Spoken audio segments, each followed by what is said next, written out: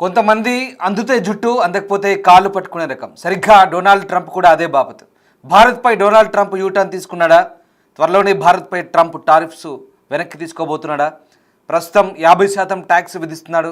కొన్ని రోజులుగా ఇరు దేశాల మధ్య సంబంధాలు కూడా దెబ్బతున్నాయి. అమెరికాకే ఎక్కువగా డ్యామేజ్ జరగడంతో తప్పు తెలుసుకొని ట్రంప్ వెనక్కి తగ్గుతున్నట్టుగా అనిపిస్తుంది. ట్రంప్ ట్యాక్స్పై ఇండియా తీవ్ర అసంతృప్తి వ్యక్తం చేస్తుంది.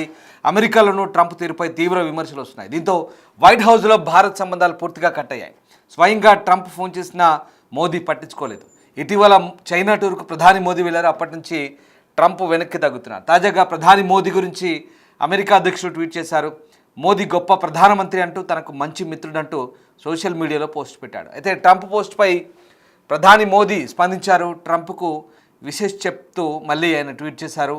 ట్రంప్ ట్వీట్కు మోదీ కూడా వెంటనే స్పందించడంతో మళ్ళీ సంబంధాలు మెరుగుపడుతున్నాయంటూ విశ్లేషకులు భావిస్తున్న పరిస్థితి.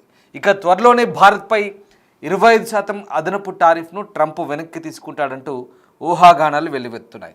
సో మొత్తం మీద ప్రధాని మోదీని తన ఫ్రెండ్ అంటూనే మరోవైపు అంతర్జాతీయంగా ఇండియా పరువు తీస్తూ వివాదాస్పద వ్యాఖ్యలు చేస్తున్నారు ట్రంప్. అంతేకాదు 50% టారిఫ్లు విధించి భారతదేశ విదేశాంగ వ్యాపార వాణిజ్యాన్ని దెబ్బకొడుతూ ట్రంప్ చేస్తున్న చర్యలు మనకైతే ఎన్నో సమస్యలు తెస్తున్నాయి.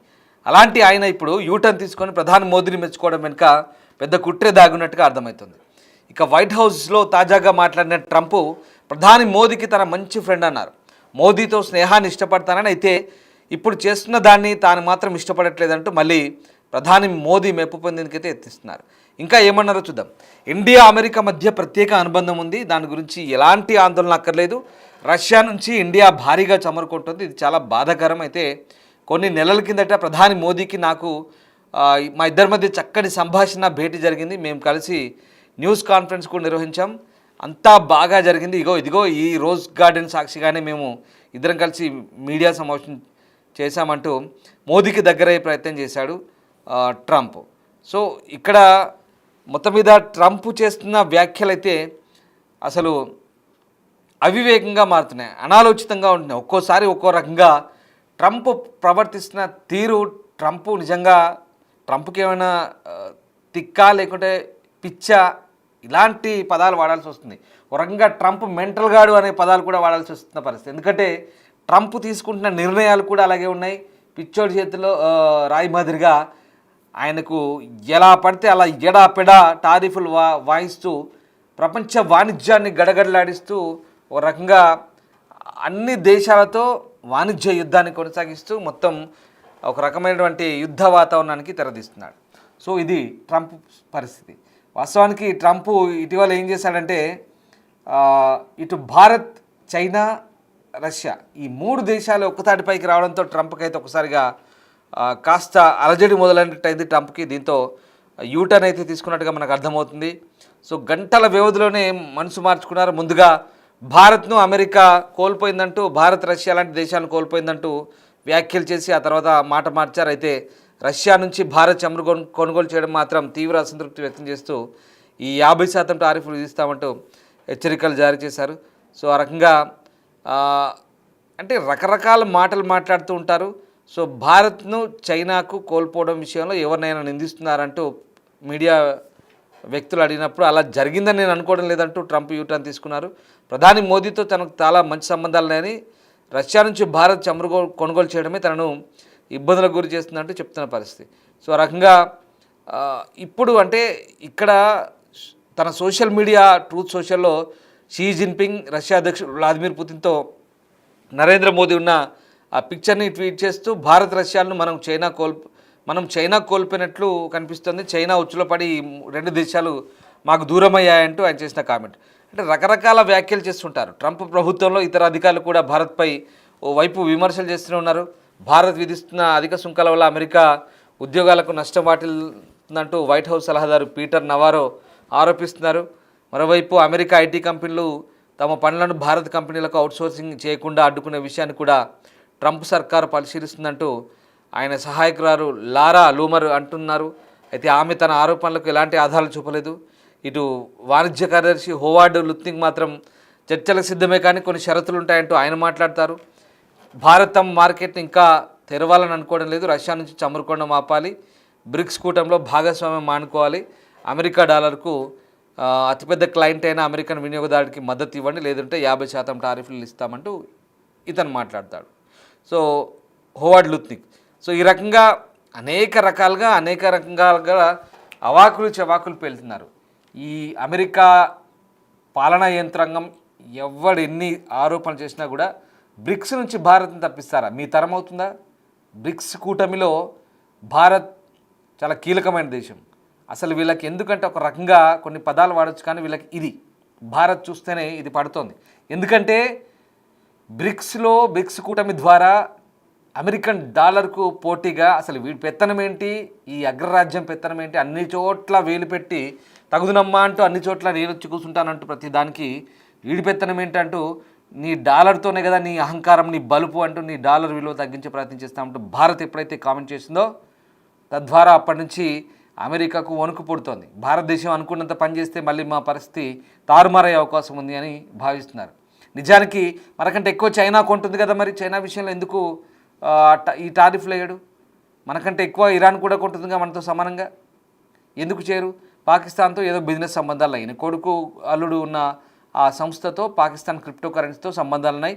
ఈ విషయాలు అమెరికా వల్లే బయట పెట్టారు. ఇది వ్యక్తిగత వ్యవహారాలు. అంటే అమెరికా అధ్యక్షపీఠం పెట్టుకొని తన వ్యక్తిగత ప్రయోజనాల కోసం పాకులాడుతున్నాడు ఈ వ్యక్తి. అహంకారం, ఏకపక్ష నిర్ణయం, అహంకారపూరిత ధోరణి. అసలు ట్రంప్ తీసుకునే నిర్ణయాలు పిచ్చోడి మాదిరిగా ఉంటాయి. పూటకో మాట, గడియకో మాట. అదే అందితే జుట్టు, అందకపోతే కాళ్ళు అన్న మాదిరిగా ఉంటుంది ట్రంప్ నిర్ణయం. అసలు ఈయన బ్రిక్స్ కూటమి నుంచి మనం తప్పుకోవాలంట. ఎంత వీళ్ళ వాదనలు చూస్తుంటే ఎంత విచిత్రంగా ఉందో. మనం టారిఫ్లు తగ్గించాలంటే రష్యా నుంచి మనం చమురు కొనుగోలు ఆపాలంట వీడి కోసం. ఇదంతా కూడా అసలు ఏమనుకుంటున్నారు? భారత్ చూస్తే వణుకు నిజంగా ఇది పడుతుంది వాళ్ళకి. ఎందుకంటే భారత్ స్వతంత్రంగా ఆర్థికంగా ఎదుగుతోంది, సైనిక పరంగా ఎదుగుతోంది, సాఫ్ట్వేర్ ఇంజనీర్లను తయారు చేస్తున్నాం, డాక్టర్లను ఇస్తున్నాం, అనేక బహుళజాతి కంపెనీలు, అనేక ప్రొడక్ట్స్. ఇవన్నీ ఒక ఎత్తు అయితే అంతరిక్షంలోకి నేరుగా భారత్ ఎవరి సహాయం లేకుండా వెళ్తుంది. చంద్రమండలంలోని సౌత్ పోల్ను కూడా భారత్ తాకింది. మీకు ఈ విషయం తెలిసిందే. ఇప్పటివరకు అమెరికా కూడా సాధ్యం కాలేదు. భారత్ అనేక విధాలుగా శాస్త్ర సాంకేతిక రంగాల్లో, వ్యవసాయంలో టాప్, శాస్త్ర సాంకేతిక రంగాల్లో టాప్, అలాగే ఐటీ ఇంజనీర్లలో టాప్, వాణిజ్యంలో కూడా ఎదుగుతుంది. ప్రపంచంలో 3వ ఆర్థిక శక్తిగా ఉంది. ఎవరిపై పెద్దగా ఆధారపడదు. అవసరమైతే ఇంజనీర్లను తయారు చేస్తుంది, డాక్టర్లను తయారు చేస్తుంది, ఎక్స్పర్ట్స్ని తయారు చేస్తుంది. కరోనాకు మందు ఇచ్చింది ప్రపంచానికి. ఏం తక్కువ? ఫార్మా రంగంలో ముందుంది, ఐటీ ఎక్స్పోర్ట్స్లో ముందుంది. అమెరికాని నడిపించేది మన ఐటీ ఇంజనీర్లు. అమెరికాలో డాక్టర్లు కూడా చాలామంది మన వాళ్ళు ఉన్నారు, ప్రొఫెసర్లు ఉన్నారు, యూనివర్సిటీల్లో వ్యాపారవేత్తలు ఉన్నారు. అన్ని రంగాల్లో అమెరికాలో భారతీయ నిపుణులు ఉన్నారు. ఇది చూసి కంటగింపుగా మారుతుంది ఓర్వలేనితనం. భారత్తో ఇతరత్ర వైరమేం లేదు. కేవలం భారత్ను ఆర్థికంగా శక్తిగా ఎదగనియకుండా చేయాలంటే ఇది ఒక అక్కసు. అంతేకాదు వ్యక్తిగత అక్కసు ట్రంప్కు, ఆయన కొడుకు, అలాగే ఆయన అల్లుడు ఉన్నటువంటి WLF అనే ఒక కంపెనీ ఉంటుంది, ఒక ఆర్థిక పరమైన సంస్థ. అది దాంతో పాకిస్తాన్ క్రిప్టో కౌన్సిల్తో వీళ్ళు టైఅప్ అయ్యారు. సో అక్కడ ఇవన్నీ ఒక ఎత్తు అయితే భారత్ పాకిస్తాన్ యుద్ధం ఆపానంటూ పదే డబ్బా కొట్టుకుంటున్న ట్రంప్ని మనం ఖండించాం. ఆయన ఎంత అయితే డబ్బా కొట్టున్నాడో మనం అంతా ఖండించుకుంటూ వచ్చాం. మన పార్లమెంట్ వేదికగా విదేశాంగ శాఖ ప్రతిసారి ఈడెందుకు హాస్యాస్పదమైన మాటలు మాట్లాడతాడు పర్వత ఒక్క మనిషి అంటూ మనం చెప్పుకుంటూ వచ్చాం.